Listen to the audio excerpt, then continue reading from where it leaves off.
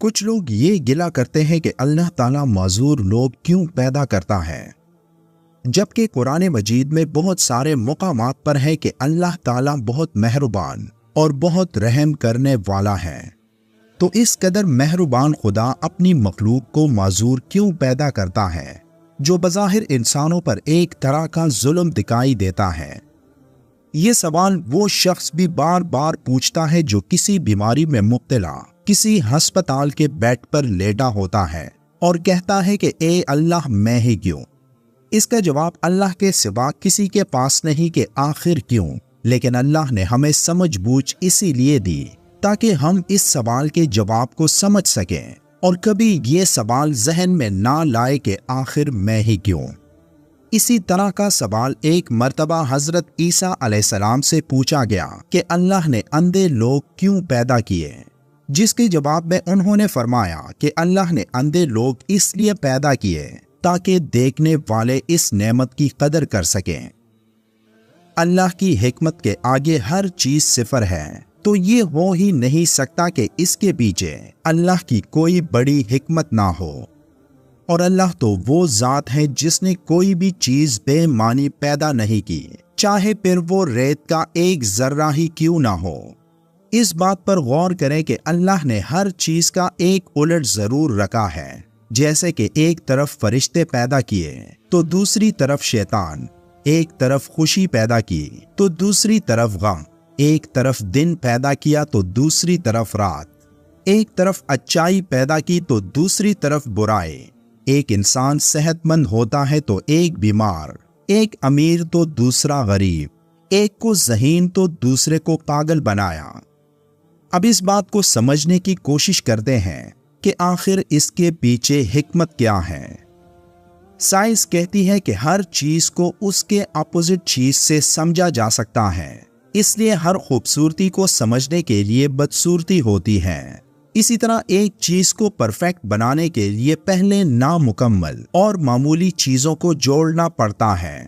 اس لیے اگر ایک انسان نامکمل پیدا کیا گیا تو یہ اس لیے کہ اس کے گرد مکمل لوگ اللہ کی نعمتوں کی قدر کریں، اور وہ نامکمل یا معذور انسان بغیر کسی وجہ کے تخلیق نہیں کیا گیا، بلکہ اللہ نے شاید اس دنیا میں اس کے لیے سختیاں لکھی ہوں، لیکن اس مختصر زندگی کے بعد جو نہ ختم ہونے والی زندگی ہوگی، وہاں یہی شخص سب سے آگے اور سب سے مکمل شکل میں ہوگا۔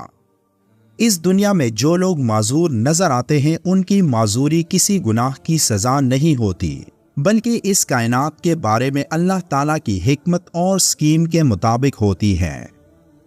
اس آزمائش کے قانون کے تحت وہ کسی کو بہت مال و دولت دے کر آزماتا ہے تو کسی کو زندگی کی بنیادی سہولیات بھی میسر نہیں ہوتی، کسی کو حسن دیتا ہے تو کسی کو بدصورتی۔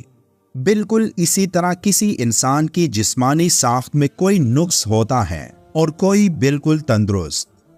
دنیا کی اس آزمائش میں کسی کو دے کر اس کے شکر کا امتحان کرتا ہے تو کسی سے چھین کر اس کے صبر کا۔ دین کی تعلیمات سے اندازہ ہوتا ہے کہ شکر کا امتحان صبر کے امتحان سے زیادہ مشکل ہوتا ہے۔ یہاں ایک چیز کی وضاحت کرنا ضروری ہے کہ ایک انسان جتنی صلاحیتوں سے محروم ہوگا، قیامت کے دن اللہ تعالیٰ کے ہاں جواب دہی اتنی ہی آسان ہوگی اور اس کی محرومی کا اس کو الاؤنس دیا جائے گا۔ قرآن میں اللہ نے فرمایا کہ ان کے صبر اور استقامت کے بدلے میں اللہ تعالیٰ انہیں انعام کے طور پر جنت اور ریشمی ملبوسات سے نوازے گا۔ حضور صلی اللہ علیہ وآلہ وسلم نے فرمایا کہ انسان کے جسم کے ہر جوڑ پر ہر روز ایک صدقہ واجب ہوتا ہے، کیونکہ اگر یہ جوڑ نہ ہو تو اس کا سارا جسم بیکار ہو جائے۔ پھر ایک اور نصیحت حضور صلی اللہ علیہ وآلہ وسلم نے ہمیں یہ فرمائی کہ تم میں سے کوئی شخص جب ایسے شخص کو دیکھے جو مال یا جسمانی ساخت میں اس سے بہتر ہو تو اسے اس شخص پر بھی نظر ڈالنی چاہیے جو مالی لحاظ سے یا جسمانی لحاظ سے اس سے کمزور ہے۔ ان نصیحتوں پر عمل کرنے سے انسان کے دل میں اللہ تعالیٰ کے احسانوں کا حقیقی شکر پیدا ہوتا ہے۔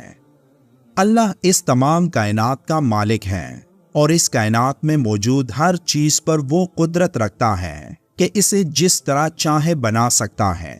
تو جو لوگ یہ سوال کرتے ہیں کہ اللہ نے معذور لوگوں کو کیوں پیدا کیا، تو سب سے پہلے تو یہ سوال بنتا نہیں، کیونکہ جب آپ اپنی مرضی سے دنیا میں آئے نہیں اور نہ ہی ایک مخصوص حد سے آگے جا کر اپنی تمام تر عقل و فہم کے باوجود اپنی مرضی سے کچھ کر نہیں سکتے، تو ایسی صورت میں یہ سوال پوچھنا درست نہیں، کیونکہ جو کسی چیز کا مالک ہوتا ہے تو اس کی مرضی ہوتی ہے کہ وہ اپنی تخلیق شدہ چیز کے ساتھ کیا کرے گا۔ اسی بات کو سمجھانے کے لیے اللہ نے عام انسانوں کے لیے اپنے اپنے محبوب ترین بندوں کو مثال بنا دیا۔ صاحب ایمان ہوتے ہوئے کسی کو خلیل بنایا تو بیٹے اور بیوی کو صحرا اور پہاڑوں میں تنہا چھوڑ دیا، پھر حکم ہوا کہ جاؤ اور اس کے گلے پر چھری پھیر کر ہمارے نام کی قربانی کرو، لیکن یہاں کوئی سوال نہیں۔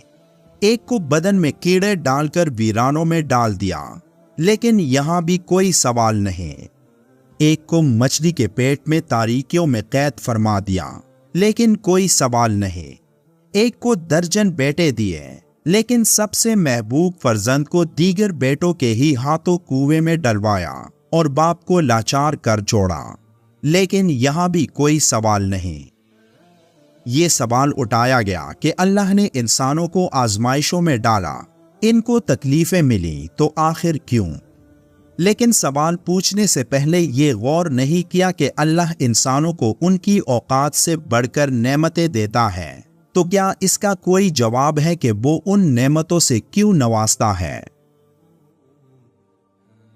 اللہ کے ہر کام میں ایک مصلحت ہوتی ہے جس کو سمجھنے کی انسانی صلاحیت محدود ہے۔ اللہ کے کسی کام میں کیا بلائی چھپی ہے، کون سمجھ سکتا ہے؟ قرآن میں اللہ کا ارشاد ہے، اور اگر خدا لوگوں کو ان کے اعمال کے سبب پکڑنے لگتا تو روئے زمین پر ایک چلنے پھرنے والے کو نہ چھوڑتا، لیکن وہ ان کو ایک وقت مقرر تک مہلت دیے جاتا ہے، سو جب ان کا وقت آئے گا تو ان کے اعمال کا بدلہ دے گا۔ خدا تو اپنے بندوں کو دیکھ رہا ہے۔ اللہ ہم کو صبر کرنے والوں میں شامل کرے، آمین۔ ویڈیو کے آخر میں ایک بار درود شریف پڑھیں۔ ملتے ہیں ایک اور معلوماتی ویڈیو میں، تب تک کے لیے اللہ حافظ۔